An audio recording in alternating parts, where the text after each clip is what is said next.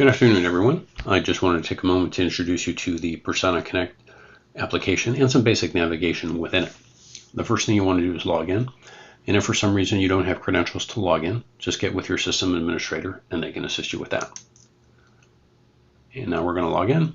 This little system box pops up just to verify some address information for E911. I'm going to close that. And then if we come over here to the right-hand side of the screen, you'll see a drop down for the apps section. In particular, we're going to go to the Connect web application, as that is where we're going to be doing most of our placing and receiving calls from the desktop. So once you open it up, it's a little narrow, so what I'm going to do is expand it just like this. And when you do that, it gives you access to a little bit of different screen navigation. On the right hand side here, you have a couple of tiles that tell you things like, any past history of text messages, call park zones. We'll talk about that later.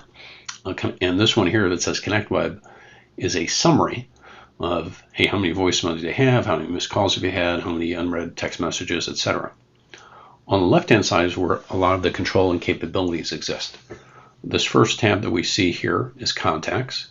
We have call history, right? A list of calls that we placed and received. Voicemail if you had any. Your chat and SMS with various colleagues who are on the system. Call park, similar to what we have on the tile there.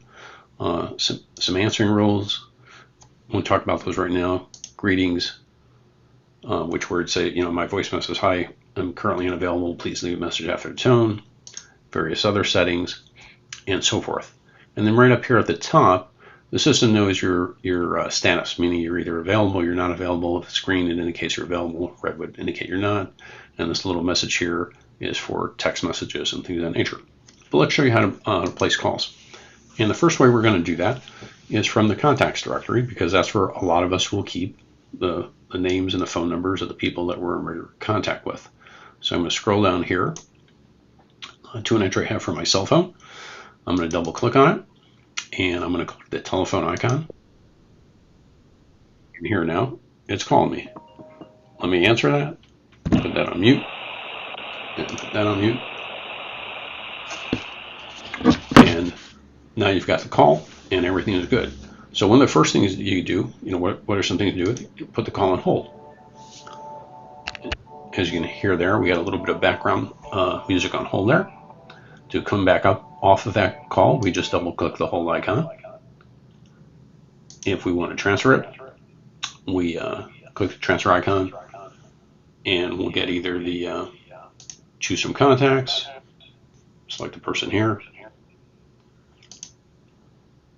or if you wanted to send that to another person, you would just do that from the dial pad as well. So transfer here, type in the number, etc., and there you go.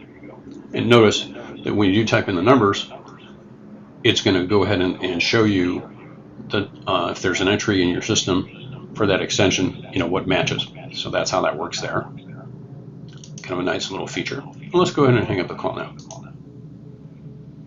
Another way to place the call is through the call history listing. So I've got a lot of calls to my mobile phone here. As you can see, that I've been using that for the recording.